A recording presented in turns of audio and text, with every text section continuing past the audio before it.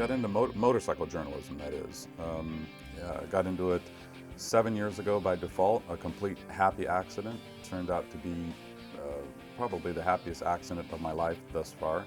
Ended up co-founding a magazine, Rob Report Motorcycling, and it introduced me to a way of life that I wish I had been aware of when I was 20 years old, because I would have gone to school to study journalism.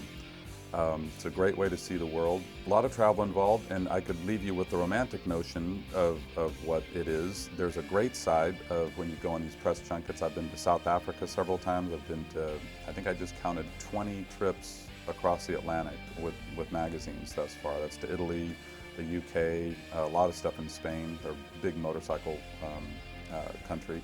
A lot of events happen over there.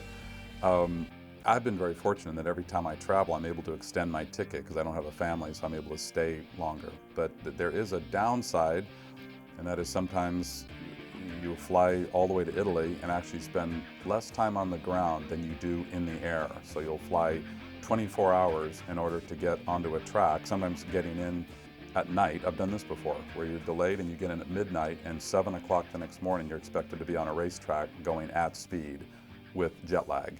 And then when you're done, you do the tech debrief, and then you go to a hotel, you sleep, you get up at 6 a.m. and you fly home. So that's not so romantic. But all in all, I can't complain. Like I said, I just got back from Morocco. I was in Portugal, and I was in Portugal again before that. And I think there's talk of me going to Mozambique now in November, and then plus the United States extensively. So there's a lot of travel involved, which I still enjoy, but it can be tiresome as well. It's also the downside. People always look at what we do and say, oh, it's so romantic what you do and it's so wonderful. Yeah, but there's also a danger aspect to it. I've been hurt several times on racetracks. I ended up in a hospital in Italy, which was not fun. A frightening experience at Barber Motorsports Park in Alabama. Lost the front brake caliper at 130 miles an hour on the front straightaway and didn't notice it until I went to use the brake in the first corner and came up empty-handed, and that put me into the tire wall and shattered my fibula. Then a few years later, tucked the front end at Imola in Italy and ended up in the hospital with a shattered collarbone and 5 broken ribs and a concussion. And that was quite an experience, to have no one speaking English and yet to be in a hospital. That was a frightening experience. But it's all kind of comes with the territory. I mean, what we do is dangerous. There's no getting around it. And we just try to limit the exposure to that. The whole definition, I guess, of a motorcycle journalist actually is we exist as a conduit between manufacturers and publications, which is, of course, the public.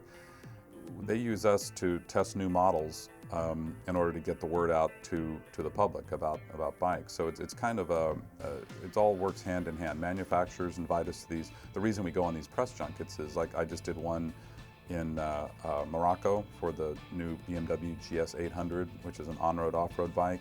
And then I literally just got back last night from Yosemite, which was a 1200 launch. So what they'll do is invite journalists from, in this case it was North America, but I've been to press junkets in other parts of the world where you'll have 130 journalists from all over the world will come in. And basically the idea is to show their new products, to do reviews of the machines, to get them into print, whether it's websites or print publications, and so that's why we go on these junkets.